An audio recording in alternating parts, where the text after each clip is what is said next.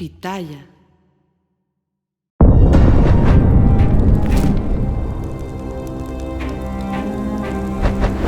Soy Anabel Hernández, periodista de investigación. Bienvenidos a este episodio 23 de Narcosistema, el primero del 2025. Un fuerte abrazo, les deseo a todos un buen 2025, que incluso en medio de la tormenta que se avecina para México, tengamos la fuerza para mantenernos unidos y para resistir, y para exigir al gobierno que actúe como gobierno y no como cuidador de narcos. Particularmente quiero enviar un afectuoso abrazo a los suscriptores de Patreon. Les agradecemos muchísimo su apoyo.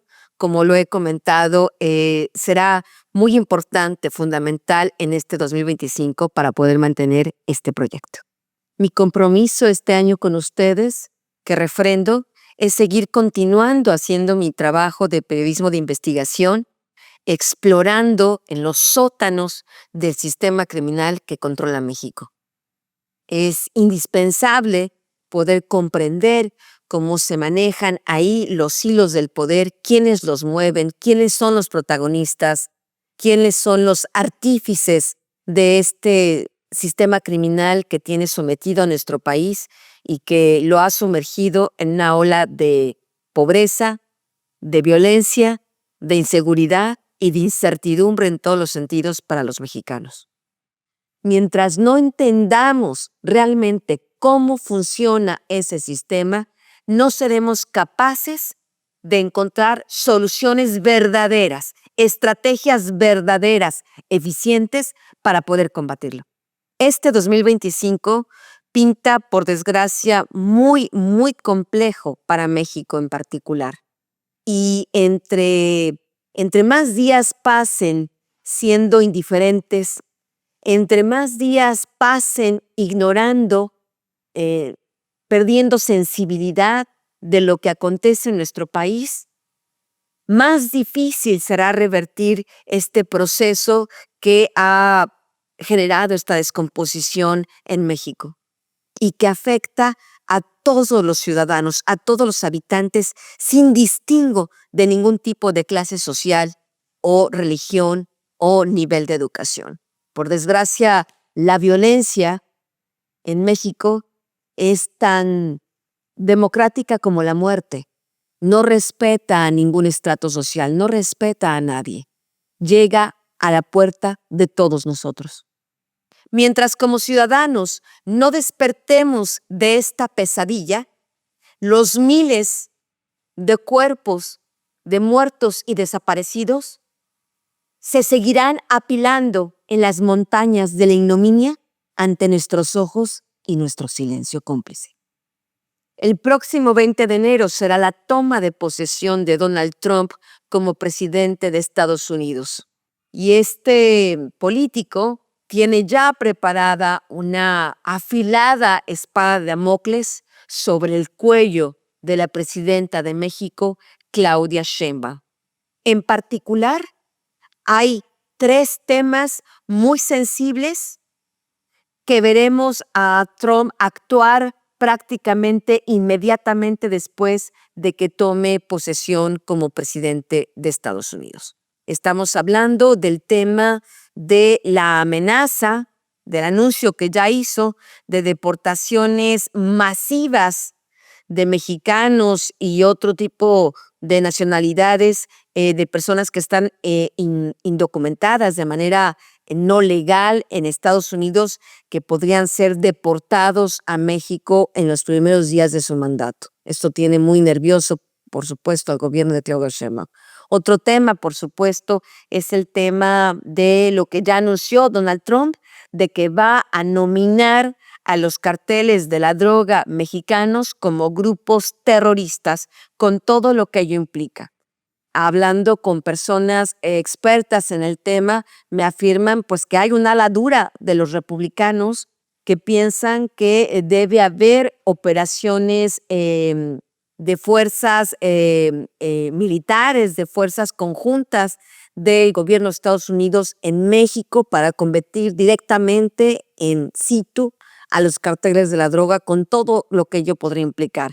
Y de acuerdo a la información que tengo, Donald Trump es justamente simpatizante a esta idea de una intervención mucho más activa y directa en México contra los carteles de la droga, operando directamente las propias fuerzas del orden del gobierno de Estados Unidos contra estos grupos que efectivamente son grupos terroristas.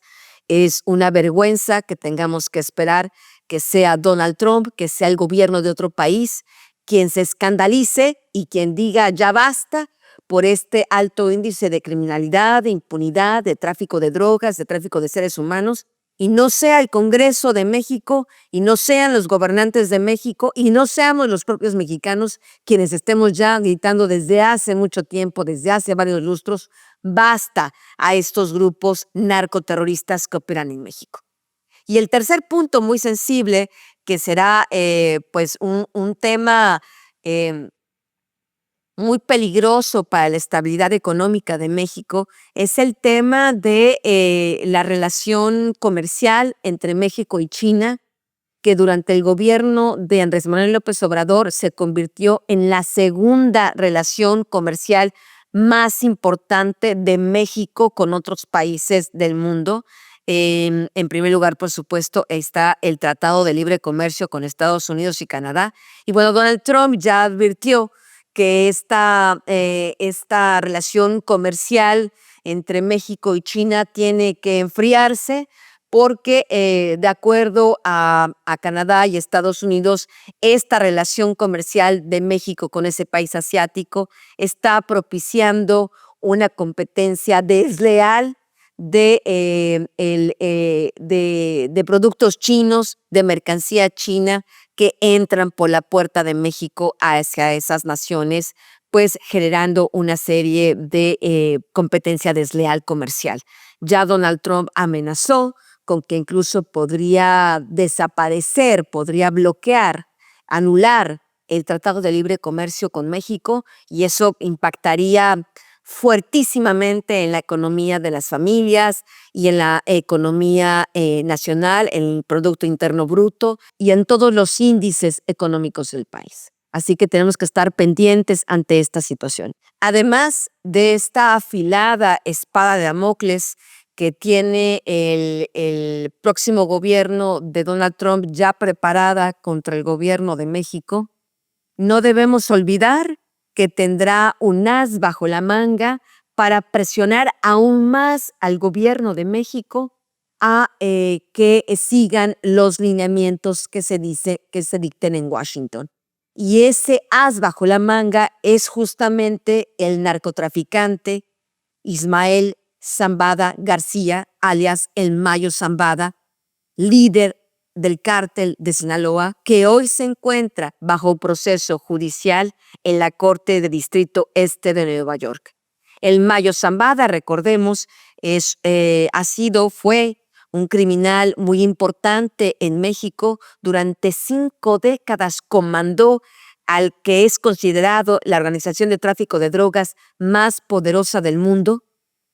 Imaginemos toda la información importante que acumuló este jefe del narco a lo largo de todos estos años, todo lo que puede hablar de sus redes de complicidad al más alto nivel con los diferentes gobiernos de México, pues en las últimas 5 décadas, ¿no? Particularmente lo hemos ya hablado ya en este podcast de Narcosistema, su relación muy específica con el régimen de Morena, su relación muy específica con el expresidente Andrés Manuel López Obrador, a quien el Mayo Zambada directamente ayudó a llegar a la presidencia de la República. Bueno, pues de toda esta información que tiene el Mayo Zambada podría sacar provecho el gobierno de Donald Trump para utilizarla como un mecanismo de presión aún más para el gobierno de México.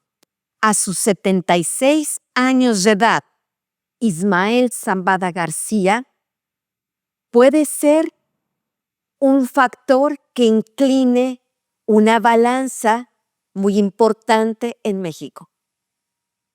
Puede inclinarla a favor de que finalmente regímenes corruptos que han gobernado México, como el de Morena, rindan cuentas ante la justicia, o puede generar, si guarda silencio, que estos regímenes se mantengan impunes y que el partido Morena, el partido cuyo líder, cuyo patriarca es Andrés Manuel López Obrador, se mantenga en el poder.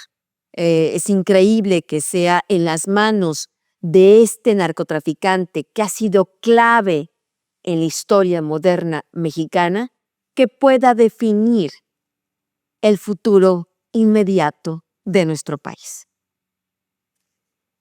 En este episodio 23 de Narcosistema, he logrado reconstruir cómo era un día en la vida cotidiana de Ismael Zambada García el Mayo antes de ser detenido el 25 de julio pasado. Esta reconstrucción la pude lograr gracias a un testigo directo que estuvo presente en una peculiar reunión encabezada por el Mayo Zambada en las inmediaciones de Culiacán en marzo del 2024. Comenzamos. En toda su vida, es la primera vez que el Mayo pasa una Navidad y Año Nuevo tras las rejas. Atrás quedaron los festejos con sus mujeres e hijos. Ya no es el amo y señor. Ahora es un número de preso más en el Centro Correccional Metropolitano de Nueva York, sufriendo las bajas temperaturas del crudo invierno en esa ciudad. Pude reconstruir cómo era su vida los últimos meses que estuvo en libertad gracias a un testigo que estuvo presente en una reunión encabezada por el Mayo y su hijo Ismael Zambada Siqueiros, mejor conocido como Mayito Flaco, llevada a cabo en las inmediaciones de Culiacán, Sinaloa, en el mes de marzo de 2024, 4 meses antes de ser traicionado por los Chapitos y llevado contra su voluntad a Estados Unidos. La primera parte de la reunión fue encabezada por Mayito Flaco. Llegó a la cita en una Ford Lobo con apenas 3 escoltas. De acuerdo al testigo, en el encuentro, el joven narcotraficante afirmó que él ya no estaba produciendo fentanilo. Yo ya no estoy subiendo fentanilo porque no me quiero meter en más broncas, dijo. Sí tengo laboratorios de metanfetaminas. Sí estoy envenenando a los pinches gringos. Pero del fentanilo que a mí no me digan ni madres. En la conversación salió a relucir el nombre de Fausto Isidro Mesa, alias el Chapo Isidro. Mayito Flaco se expresó de él como un gran amigo y dijo que incluso eran compadres. También se refirió a Oscar Manuel Gastelum Iribe, alias el músico, como alguien a quien respetaba, porque no tomaba partido ni por los Zambada ni por los hijos de Joaquín Guzmán Loera, mejor conocidos como los Chapitos, con quienes el Mayo ya tenía roces desde hace tiempo. Con la reconstrucción de esta reunión, que pude hacer gracias a un testigo directo de los hechos, ahora se puede entender mejor cuál es la relación de Chapo Isidro con los Zambada y por qué justamente este narcotraficante decidió tomar partido y ayudar a Mayito Flaco en su guerra contra los Chapitos. Ahora se comprende que lo hace porque tiene una relación de compadrazgo con el hijo del Mayo Zambada. Y también se puede entender mejor el papel del músico, porque este narcotraficante ha preferido mantenerse neutral hasta ahora en la guerra intestina dentro del cártel de Sinaloa. Y se puede comprender cómo este narcotraficante es realmente muy importante en las operaciones del cártel de Sinaloa. Me afirman que el músico es un importante traficante de cocaína, la trafica de Sudamérica, la cruza a Estados Unidos y es un importantísimo proveedor. Se afirma que es uno de los hombres más ricos dentro del mundo del narcotráfico en México y su figura ha pasado prácticamente desapercibida. Mientras Mayito Flaco estaba en la reunión, recibió un mensaje enviado por su padre de que necesitaba ver personalmente a las personas con las que él estaba conversando. Se subieron a unas camionetas pick-up y tras 15 minutos de recorrido llegaron a una vasta extensión de tierra cercada. Abrieron una de las rejas, la cerraron y continuaron atravesando diversos cinturones de seguridad hasta llegar a un rancho donde se encontraba el Mayo reunido con otras personas. En cuanto el narcotraficante vio a su hijo Mayito Flaco, lo saludó cariñosamente dándole un beso en la mejilla. Al ver la escena, uno de los visitantes dijo en voz baja: «Ni se les ocurra que yo voy a darle un beso al Mayo». Uno de los escoltas del Mayo tranquilizó al invitado diciéndole que el capo solo saludaba de esa forma a sus hijos. De acuerdo a lo que me narró el testigo, el líder del cártel de Sinaloa se encontraba circundado por un fuerte operativo de seguridad de diferentes perímetros. Eran al menos 100 sicarios los que lo custodiaban. Entre todos esos guardias armados hasta los dientes, se distinguía uno en particular, un enano a quien llamaban Burcio y que era objeto de las bromas pesadas de José Rosario Heras López, comandante de la Fiscalía General del Estado de Sinaloa, quien era uno de los encargados de seguridad del narcotraficante Zambada García. El Mayo vestía camisa tipo polo, jeans y portaba una pistola Colt 45 de oro fajada en la cintura. Según el testimonio, quienes estaban con el narcotraficante tenían la pinta de empresarios. Se incomodaron cuando Zambada García presentó a uno de los visitantes como funcionario del gobierno federal. Aunque desde hace años el Mayo Zambada padece de diabetes y un problema en la rodilla, durante la reunión se veía firme y corrioso. Se sabía intocable. Lucía tranquilo y de buen humor. No le preocupaba ser el poderoso capo por quien la DEA ofrecía una recompensa de $15 millones. Pese a estar dentro del mundo criminal por más de 50 años, Zambada García sabía ser amable cuando la ocasión lo requería. La reunión tenía como propósito poder sumar a su colección de funcionarios públicos nuevos aliados. Y para ello, el Mayo tenía un talento particular que lo había desarrollado durante décadas de tener como aliados a militares, policías, gobernadores y hasta presidentes de la República. El único momento en que cambió su buen humor fue cuando por radio se puso a regañar a un comandante de la Fiscalía General de la República, adscrito a Baja California, que no había hecho correctamente el trabajo que le había ordenado. En el encuentro estuvo presente un exintegrante de la Agencia de Investigación Criminal, la AIC de la PGR, corrupto, quien aprovechó la ocasión para pedir clemencia a los Zambada por haberles robado un cargamento de cocaína y haber dobleteado trabajando para el cártel de los Arellano Félix. Mientras conversaban del delicado tema, el Mayo bebió un vaso de leche bronca, como quien estuviera tomando un shot de tequila. Para romper la tensión, uno de los asistentes bromeó que por desgracia no había llevado su chocomilk. El narco se quejó de que no podía tomarlo por la diabetes. Su interlocutor le dijo que también padecía de esa enfermedad y el jefe del cártel de Sinaloa lo regañó por no cuidarse, cosa que saltaba a la luz por las redondeces del cuerpo del visitante que acudió acompañado del exagente federal. Había ido al peligroso encuentro para persuadir al capo de que estableciera conversaciones con el gobierno de Estados Unidos para un posible acuerdo. Según el testigo, el Mayo y su hijo se negaron rotundamente. «Yo con los americanos no voy a firmar y no voy a hacer nada», dijo Ismael Zambada García, contundente. Sabiéndose impune, el Mayo presumió: «¿Usted cree que con mi gente aquí entrenada no le voy a dar batalla al gobierno?» El narcotraficante alardeó que el gobierno de México le daba toda la información sobre los operativos en su contra, por lo que parecían no tener urgencia en entregarse al gobierno de Estados Unidos, ni él ni su hijo.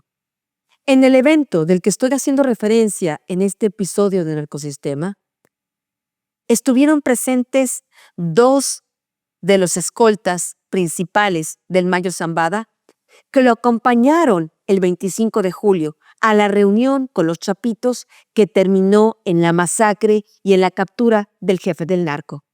Se trata de Rodolfo Cháides Valdés, quien durante muchos años trabajó en la Procuraduría General de Justicia de Sinaloa, y Heras López, quien, como ya señalé anteriormente, era parte de la Fiscalía General de Justicia de Sinaloa, era un importante comandante, cuando al mismo tiempo servía como uno de los jefes de escoltas de El Mayo Zambada. Los dos terminaron ejecutados el 25 de julio, cuando los chapitos le tendieron la trampa al Mayo Zambada. En esa reunión de marzo de 2024, el Mayo estuvo más conversador de lo de costumbre. Para dejar en claro su poder y su nivel de impunidad, narró que viajaba constantemente fuera de México. Entraba y salía tranquilamente gracias a la protección que le daba el gobierno de Andrés Manuel López Obrador. El Mayo Zambada presumió que uno de sus últimos viajes fue a Costa Rica y a las paradisíacas playas de Punta Cana en República Dominicana. «Ya me hace falta otra bronceadita», dijo irónico. «¿Ustedes creen que no salgo de aquí? No, hombre, tenemos todo arreglado», presumió de nuevo. El viaje del líder del cártel de Sinaloa a Punta Cana se habría realizado en 2023. Pero para el 2024, el Mayo comenzó a preocuparse.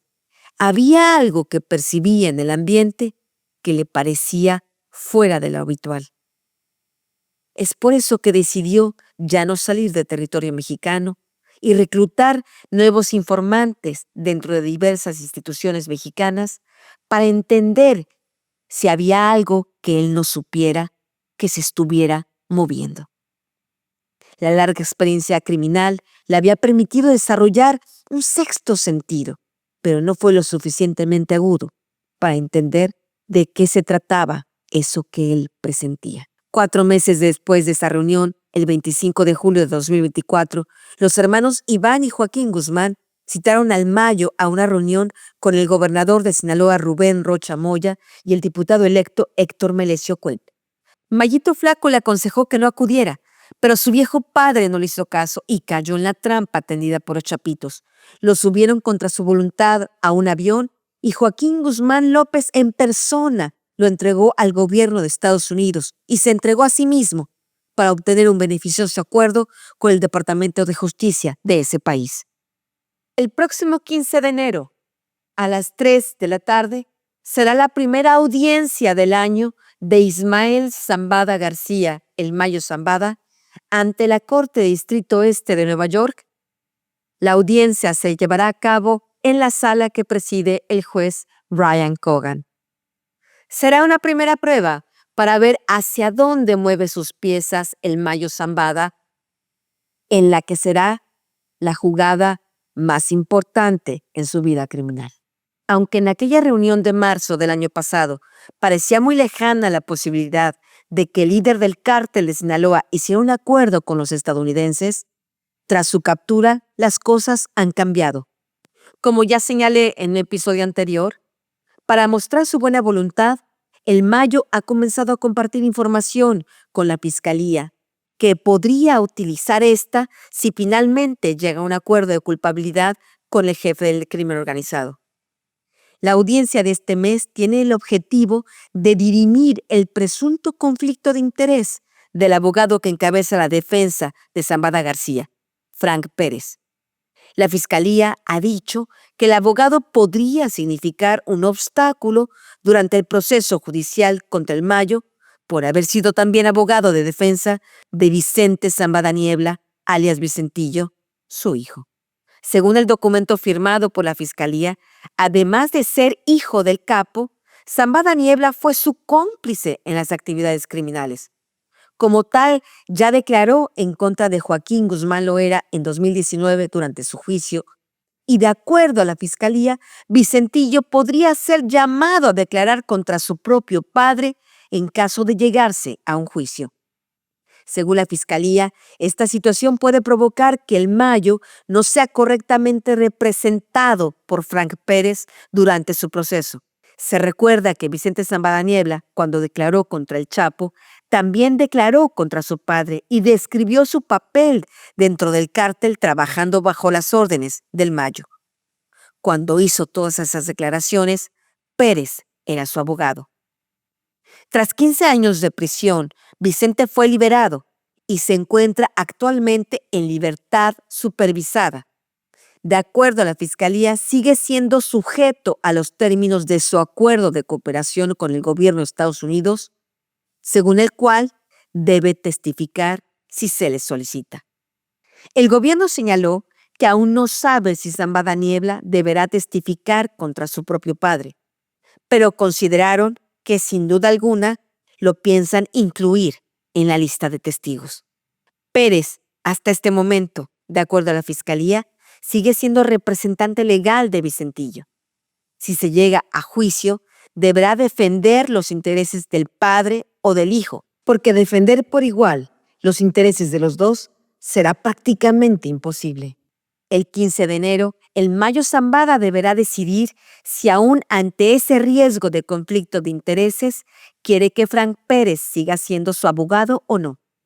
Las leyes de Estados Unidos previenen que se da prioridad a que el acusado puede elegir a su defensa, pero en algunos casos el juez puede vetar a un abogado cuando el conflicto de interés pone en grave riesgo la debida defensa a la que tiene derecho toda persona bajo proceso.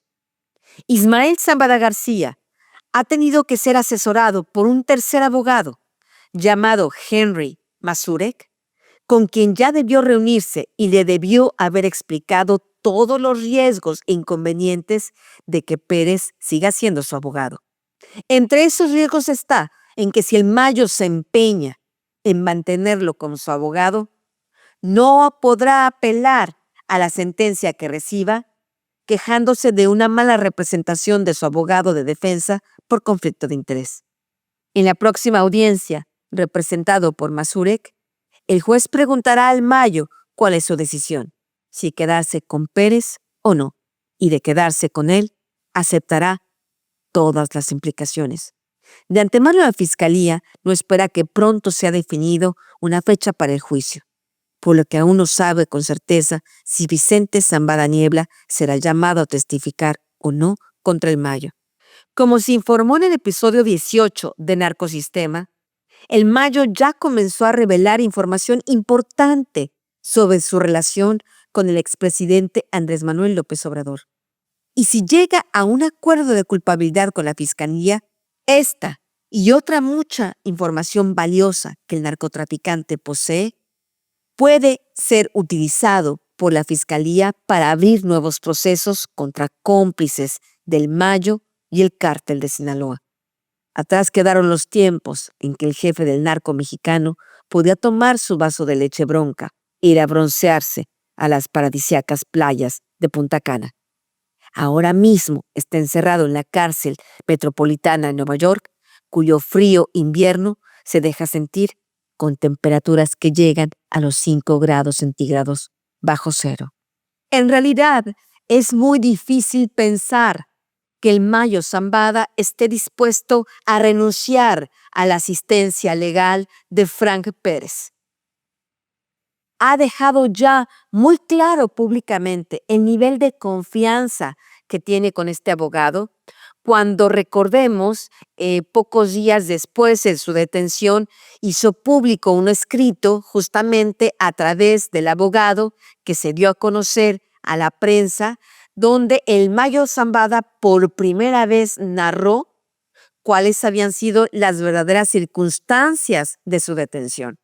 Fue en esa carta, en ese escrito, donde el Mayo Zambada hizo público que fue que los chapitos detenieron una trampa justo cuando iba a encontrarse con el gobernador morenista Rubén Rocha Moya. Y bueno, ¿por qué iba a encontrarse con el gobernador? Pues como aquí lo hemos dicho claramente, pues porque ya era una larga y vieja relación que mantenía con él, a la par de la relación que mantenía con Andrés Manuel López Obrador.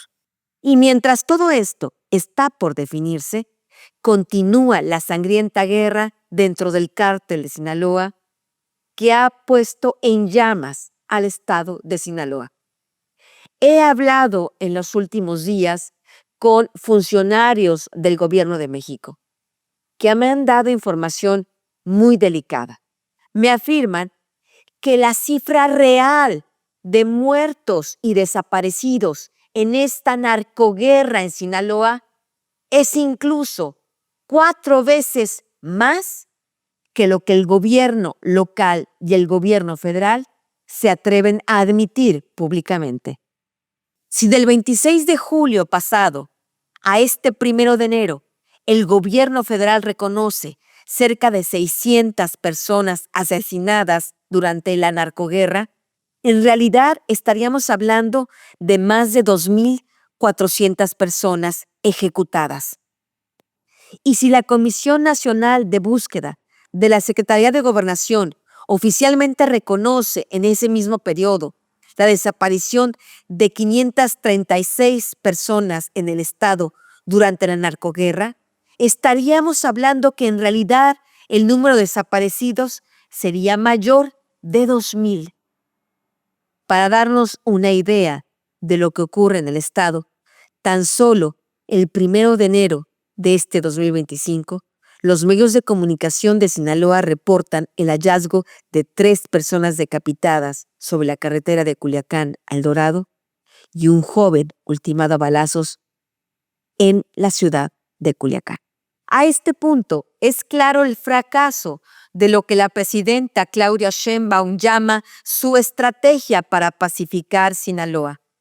Y es contundente la ineficacia de Omar García Harfuch, secretario de Seguridad Ciudadana, quien se supone oficialmente es el responsable de esa estrategia. Para poder comprender por qué del fracaso de esta estrategia, tendríamos que recordar que muchos de los funcionarios más cercanos a Omar García Harfuch formaron parte de la Secretaría de Seguridad Pública Federal cuando estaba como secretario en Narcopolicía Genaro García Luna. El propio Omar García Harfuch era parte de ese grupo de policías muy cercano a García Luna. Era integrante del equipo de Luis Cárdenas Palomino, que está coacusado junto con García Luna de haber servido al cártel de Sinaloa.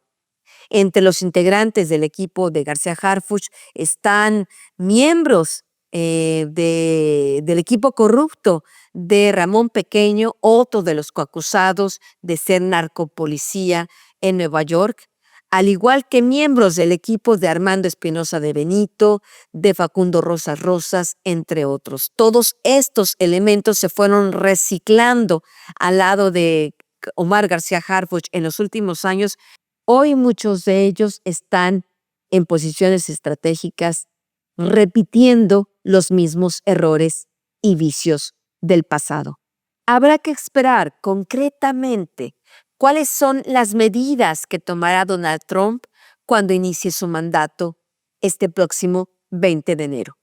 Y así podremos ir viendo cómo estas medidas impactan en la narcoguerra intestina que se lleva a cabo dentro del cártel de Sinaloa y en la corrupción y protección sistemática que ha dado el régimen morenista a esa organización criminal.